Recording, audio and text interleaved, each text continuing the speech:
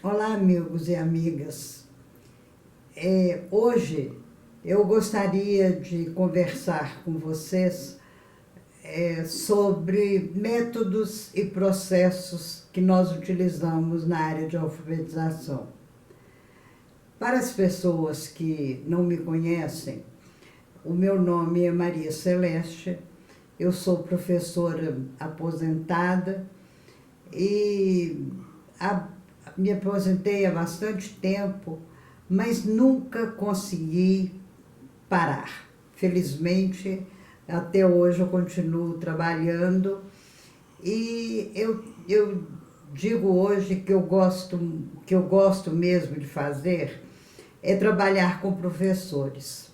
Eu trabalho em cursos de especialização à distância, de especialização de professores da educação básica e professores que trabalham na educação profissional de nível técnico.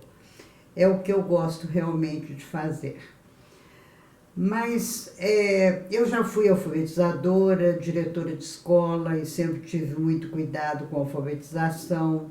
Fui diretora de ensino no departamento na época, era primeiro e segundo graus, e mesmo na equipe de currículo, e sempre me preocupei com a área de alfabetização e, sobretudo, com a formação de professores alfabetizadores. Nós chegamos, inclusive, na época em que eu fui diretora, fazer um convênio com a Universidade Católica para oferta de curso de formação do alfabetizador em nível superior. Foi uma forma que nós, além de darmos mais qualidade ao magistério nesta hora, foi uma oportunidade que nós encontramos para que os colegas alfabetizadores pudessem ganhar um pouco mais. Porque aí eles, com um curso de nível superior, eles puderam ser promovidos a uma outra classe e ganhar mais. Então, a alfabetização para nós sempre foi a nossa menina dos olhos.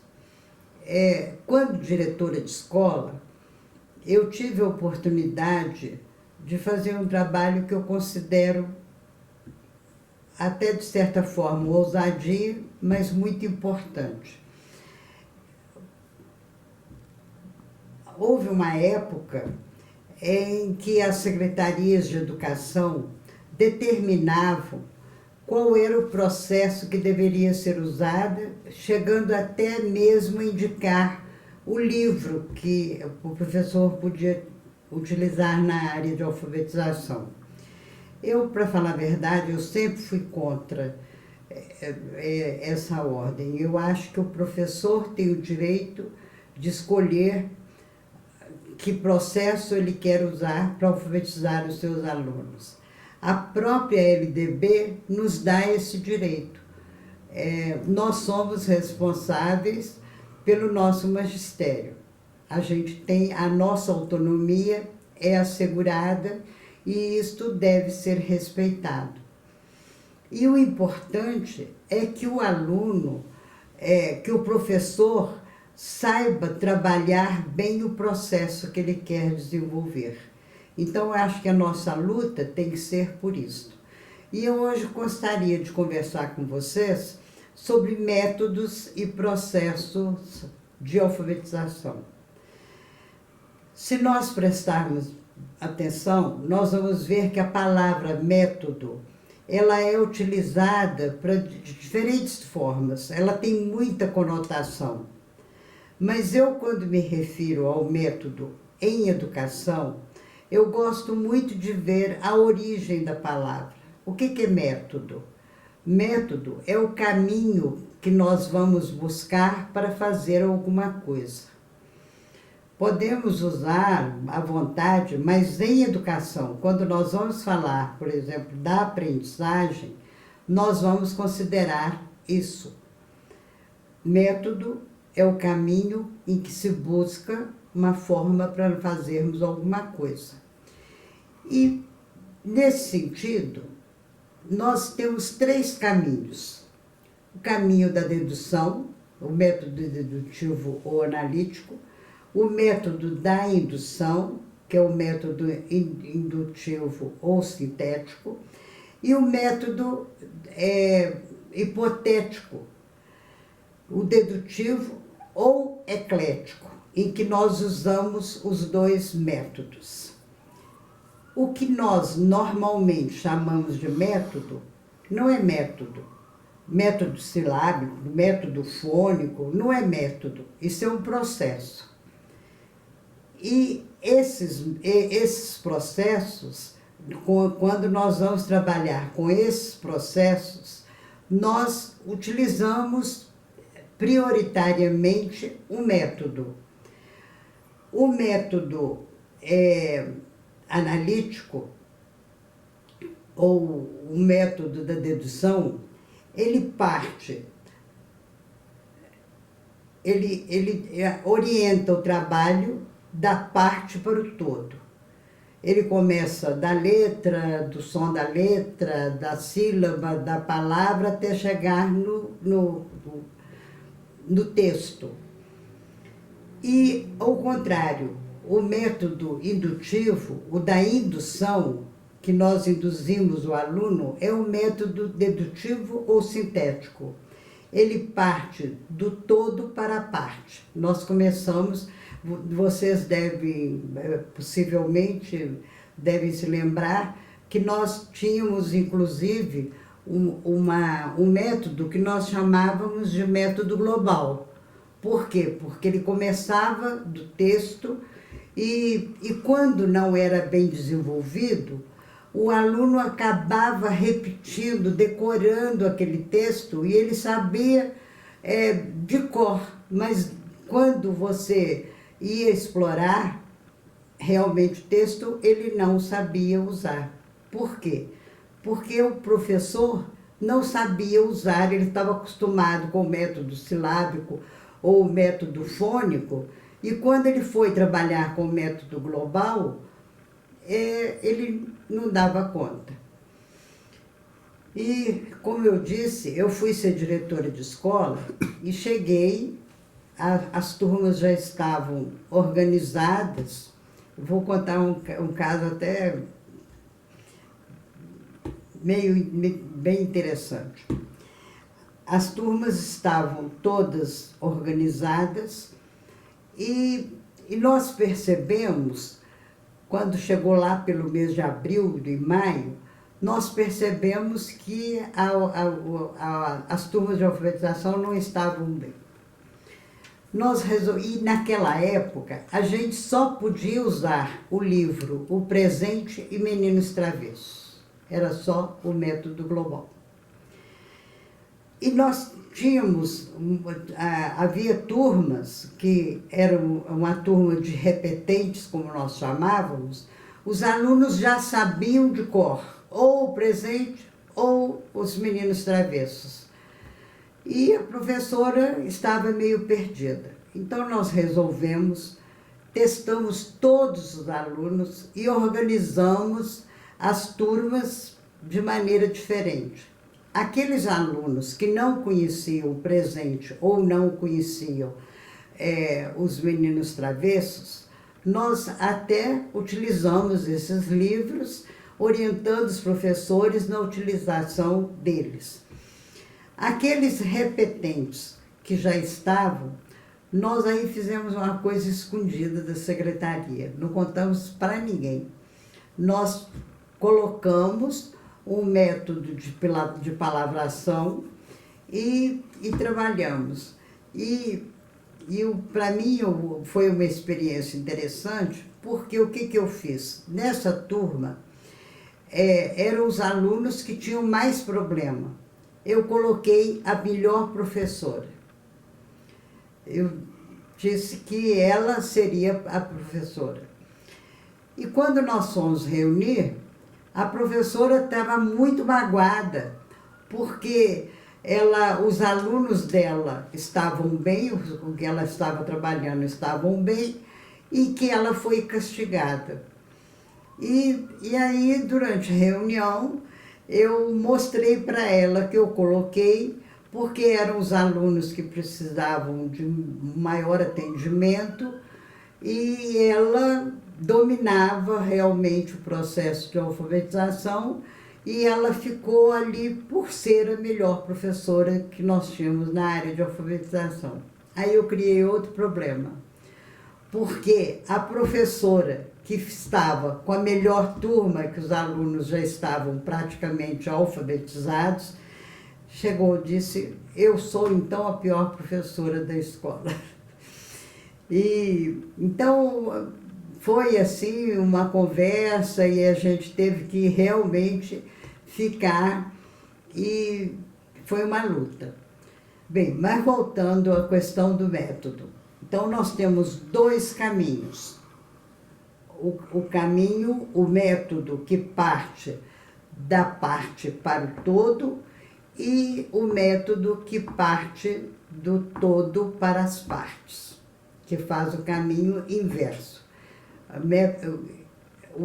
E aí nós temos vários processos que trabalham aí. Nesse que parte, por exemplo, do método da parte para o todo, nós temos o método silábico, o processo silábico, o processo fônico, o processo de palavração. E no outro, que a gente parte do todo para a parte, aí nós temos o método global, o construtivismo, o socioconstrutivismo, e em que ele começa do contexto de palavras interessantes, do contexto do aluno, e ele vai, por comparação, ele vai lendo e vai deduzindo as partes, vai chegar na parte. Então, nós temos três métodos. O método dedutivo, e o método indutivo, e o método eclético, que vai trabalhando simultaneamente com os dois métodos, e muitos processos. Então, quando nós nos referimos a um processo silábico, isso não é um método. Ele usa um método, mas é um processo. Nós temos maneiras diferentes de alfabetizar. Eu posso começar ensinando as letras, o som das letras, a formação de sílabas, a formação de palavras, a formação de texto, mas vai não crescendo. E posso fazer o contrário. Por comparação, eu vou trabalhando o todo até chegar à parte. A última coisa que o aluno realmente vai aprender é o alfabeto. Então, isto para nós é um processo, não é método. O método de ensino significa a forma que eu vou abordar a busca da informação para que a criança possa formar os conceitos, o conceito da própria letra, possa perceber. Então, esta busca é o método de ensino. Em síntese, quando nós vamos ensinar alguma coisa, qualquer coisa, nós vamos buscar uma forma de abordar aquele conteúdo, os conceitos, as habilidades, as atitudes que nós queremos formar, e nós temos que buscar a forma que nós vamos ensinar. E ela tem que ser coerente com a forma que o aluno vai aprender. Isso deve ficar claro. Isto é o método de ensino. E eu posso ensinar levando o aluno a deduzir, ou a induzir, ou as duas coisas. mas eu tenho que ter claro qual é o tipo de raciocínio que eu vou usar para que o aluno chegue à conclusão que ele quer. Porque quem vai aprender é ele, quem vai concluir é ele. E nós temos que deixar muito claro, para ter muito claro, que método nós vamos usar, que raciocínio nós vamos ensinar para o aluno a formular e como ele vai conduzir esse raciocínio para que ele chegue lá. Agora, para nós fazermos isso, nós usamos vários processos, várias atividades, várias tecnologias, e nós temos que ter muito claro o nosso objetivo. Qual é o nosso objetivo? Como é que eu vou, por que caminho eu vou levar o aluno para que ele possa construir esse pensamento dele? Aí surge a metodologia de ensino. A partir do método que eu escolhi, que eu vou trabalhar, e eu não vou trabalhar só um. Durante o mesmo dia, numa mesma atividade, eu posso usar os dois métodos. Eu posso levar o aluno a analisar e depois sintetizar a informação dele, o conhecimento, e posso, a partir de uma síntese, levar o aluno a analisar parte. Eu vou usar os dois métodos, os dois caminhos, os vários tipos de raciocínio. E para isso eu vou utilizar metodologias de ensino. Eu vou usar processos, eu vou usar estratégias, e para isso eu vou selecionar meu material, eu vou planejar as minhas atividades. Agora, se eu tenho claro que tipo de raciocínio é melhor para aquele tipo de conteúdo, eu com certeza vou facilitar a vida do aluno na formulação. É importante que a gente saiba o que a gente está fazendo para que fique mais claro. Quantas vezes a gente dá uma ordem e a pessoa não entende, ou recebemos uma ordem e não nos entendemos, não fica claro. E é importante que a nossa orientação didática seja clara para facilitar a aprendizagem do aluno. E isto eu estou falando muito em criança, mas se nós vamos alfabetizar um adulto, é a mesma coisa. Nós temos que considerar da mesma coisa, o método e a metodologia. Ou seja, o método e os processos, o método e as estratégias. E toda a minha condução vai ser, né, observando esses aspectos. É importante a gente observar que a tecnologia que nós vamos utilizar tem a ver. Eu não posso primeiro definir a tecnologia, ver o material, e aqui eu estou me referindo à tecnologia simples ou a tecnologia complexa. O quadro negro é uma tecnologia, um ábaco é uma tecnologia, um álbum seriado é uma tecnologia. E eu vou utilizar, eu não vou dar minha aula a partir do material de uma tecnologia que eu tenho. Eu vou pensar qual é o meu método, qual é a técnica, em função dessa técnica vai surgir a tecnologia. Porque isto é a tecnologia. A tecnologia é a técnica refletida. Então, eu posso, por exemplo, eu uso o quadro de negro ou de giz, ou no cavalete, ou o quadro com caneta, ou o quadro digital. Repara que nós temos técnica para usar o quadro. nós temos claro como é que nós vamos utilizar cada um desses recursos. Então, eu tenho técnica para usar um álbum seriado, eu tenho técnica para usar um quadro digital, eu tenho técnica para escrever no quadro.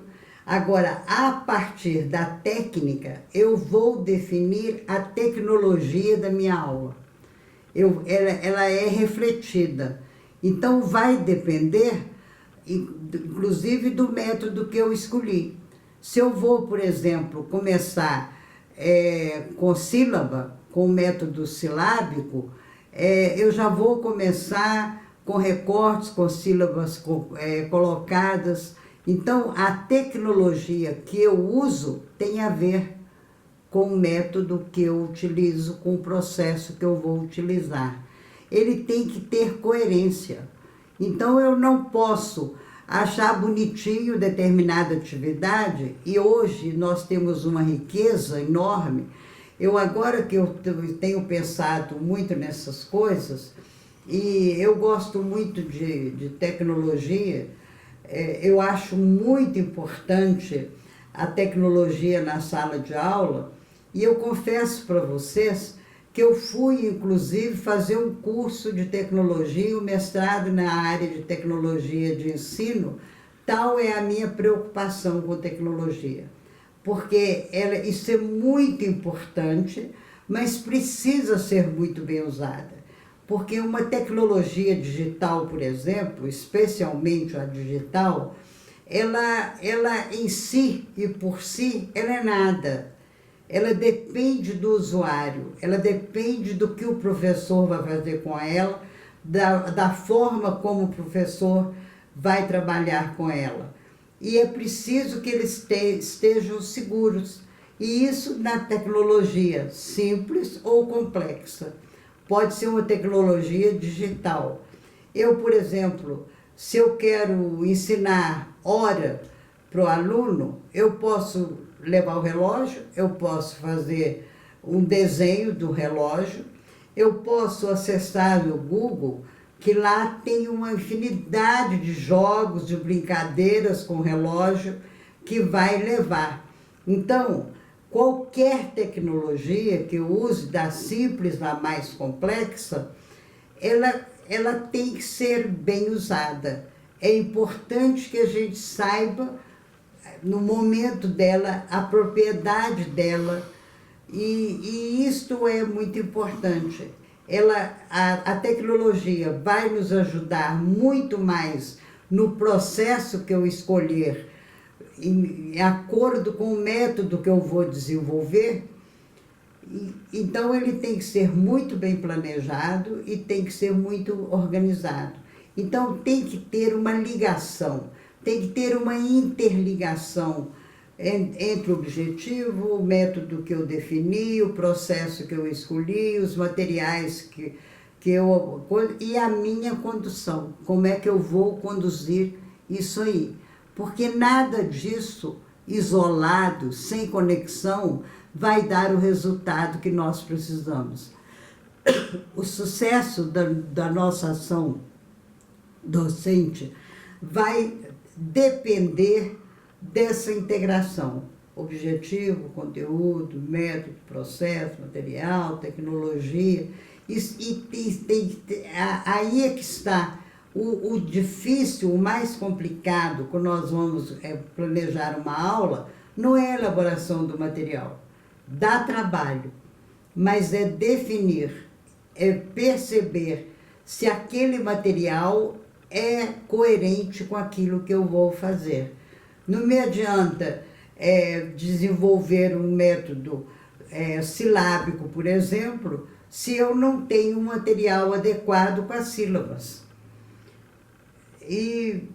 Então, nós precisamos ter muito cuidado nisso tudo aí. Um outro cuidado que nós precisamos ter em qualquer processo de alfabetização é com o aspecto da linguagem que nós utilizamos. Se nós vamos trabalhar, por exemplo, com o método de palavração, que palavras nós vamos usar? Nós devemos ao escolher a palavra, considerar o nível de dificuldade ortográfica daquela palavra e o significado daquela palavra para a criança. Ela tem que se sentir atraída até pela palavra. Eu me lembro que tinha uma cartilha, e a cartilha foi feita no Rio de Janeiro por um autor que, me desculpe, não foi muito cuidadoso, e uma das lições ele falava sobre a criança pegar jacaré na praia. E esse livro, como era no tempo daquela que os livros eram comprados pelo MEC e distribuídos para o Brasil inteiro, esse livro deu um problema seríssimo, porque os meninos que viviam numa região que tenha jacaré, ele não entendia, aquela lição foi uma confusão enorme. Então, é preciso que se cuide. Você imagina um menino do Amazonas ou um menino aqui do Pantanal ler um livro que a criança estava na praia pegando jacaré. E coisas assim acontecem. As palavras têm significados diferentes entre o Estado e até mesmo entre as pessoas. Aqui em Brasília, por exemplo, é que a nossa população é constituída de gente que vem de todos os estados brasileiros, né? Eu me lembro que nós tínhamos, quando eu vim para cá, nós morávamos, tinha gente do Piauí, do Maranhão, do Rio Grande do Sul e de Minas Gerais, que no meu caso era minha irmã e eu, e tinha mais duas. Era uma república e com pessoas com significado. E um dia nós fomos a um parque de diversão, e a minha colega do Piauí, eu disse para ela, ela era muito pequena, e nós entramos naquele avião que rodava, e eu percebi que ela estava solta, estava bamba.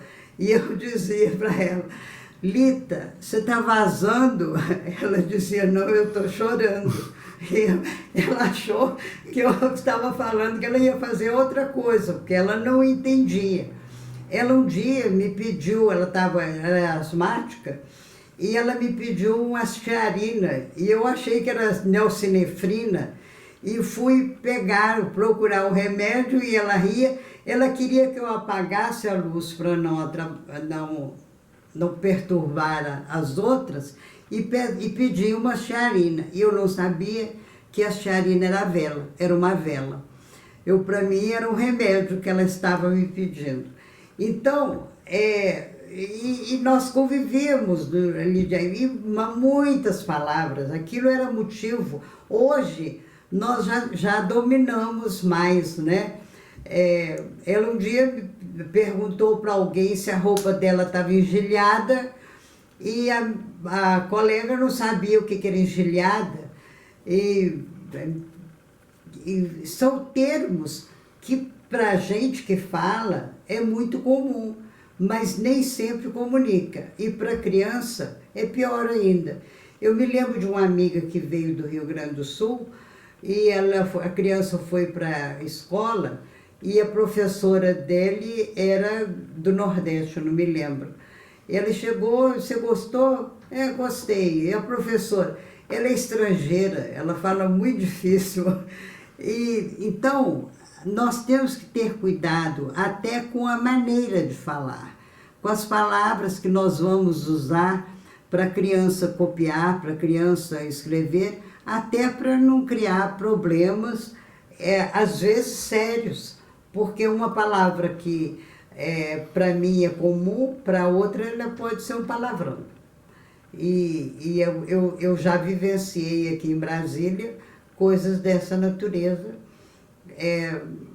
com uma palavra que para nós mineiros é uma palavra comum, no Nordeste ele tem um sentido de palavrão.